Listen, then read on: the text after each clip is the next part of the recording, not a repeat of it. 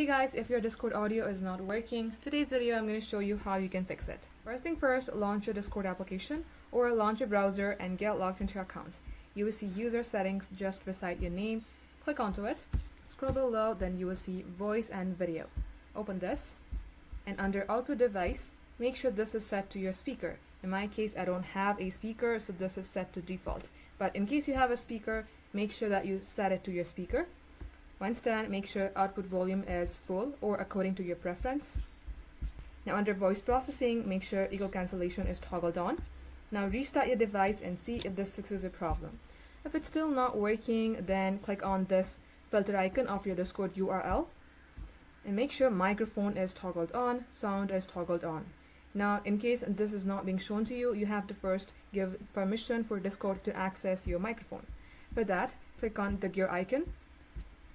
And as you click on voice and video, it will automatically get a pop-up and you will be asked if you would like to give permission for sound. You have to toggle it on. And just like so guys, this is how you can do it. Thank you for watching.